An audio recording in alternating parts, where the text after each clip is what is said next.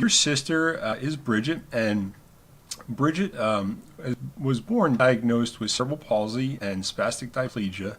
And I kind of want to talk a little bit about your relationship with Bridget growing up, and just kind of like a broad overview to get us into this in there. But how do you remember her as a child, attitude-wise? Well, and I want to go back a little bit about when she was born, because when she was born, my parents knew, my mother knew something was not right. Bridget is the youngest of three, and so my mother had two normal children, for whatever normal is these days. And Bridget just wasn't normal from the get-go. My mother had to teach her how to nurse. She just didn't have that sucking instinct.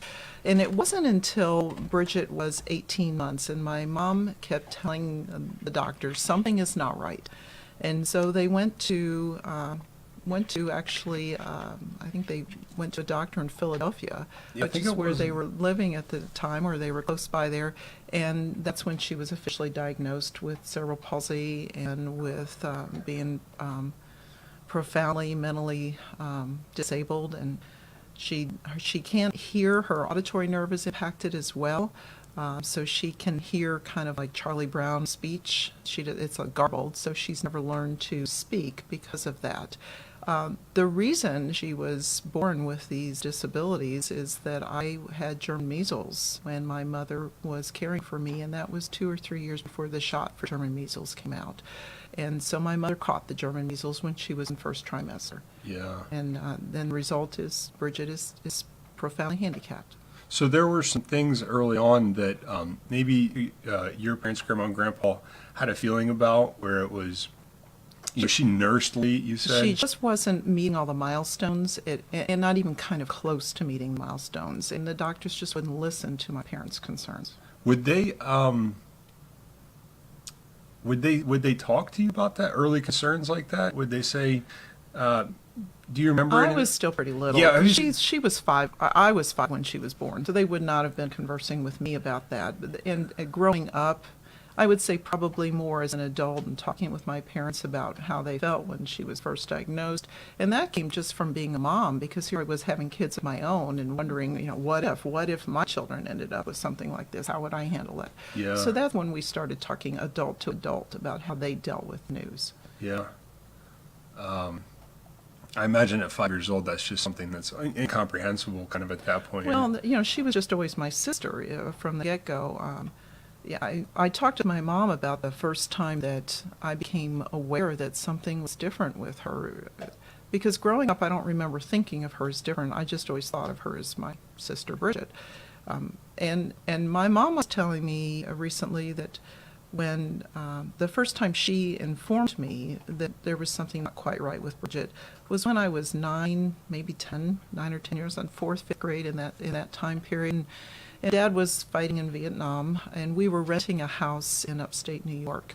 And the family that owned the house lived in the basement. They were from Poland, and their daughter, Barbara, was an adult, but she wasn't an adult. Mm-hmm. And I never thought of Barbara as anything other than Barbara either, but some of my classmates evidently told me that Barbara was retarded.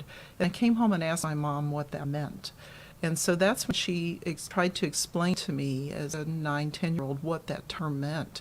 And then she also told me that my sister was retarded, because back then we used that term. Yeah. It wasn't considered an inappropriate term to use like today. And I don't remember being devastated by that news. It was just, oh, okay, Bridget's retarded. And that's just, it didn't change how I viewed her. It just, that's who she was, and she had title now. Yeah, it was like the name didn't change anything. No, the name didn't change who she was. Growing up, I don't remember my friends being, impacted by being around her. If you were going to be in my life, you were going to see my sister. I didn't try and hide her, because I didn't see any reason to hide her. She was part of who I was, part of the family. So, my friends, even to this day, here I am almost 60, and they still ask about her when we communicate either by Facebook or in person or phone or what have you. How's your sister Bridget doing? So she's just always been part of me. I feel like that's I feel like that's a very fortunate thing, but it doesn't happen for every family. Sometimes there's outside pressures, and even at a young age, like if a 5 year difference there, and kids can be kids in school, Mhm.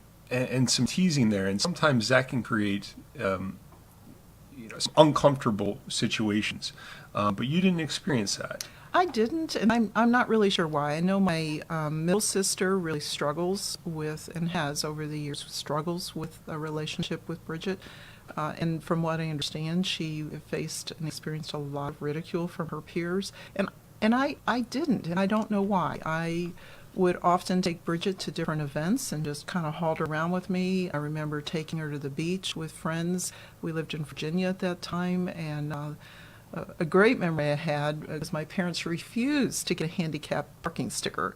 So we had to haul my sister all over the place and park way. Well, when you go to Virginia Beach in the middle of the summer, there is no parking right by the beach. And so there was a handicapped spot, and I thought, well, I'm going to take it because she is handicapped. And so I pulled up, and I was opening the door to get her out, and then the blue lights were right behind me. Oh, really? Yeah. They were fun. Yeah, they were coming after me. And when I opened the door and got her crutches out, because at that point she still could walk quite a distance with crutches. As she's aged, she can't do that as much. And so when the police officer saw me get my sister out, he said, "Have a good day, ma'am." And we did. I just would take her places because she enjoyed it so much. And She still does. she still does. She loves getting out in the car She and does. traveling in the community and stuff like that. Now,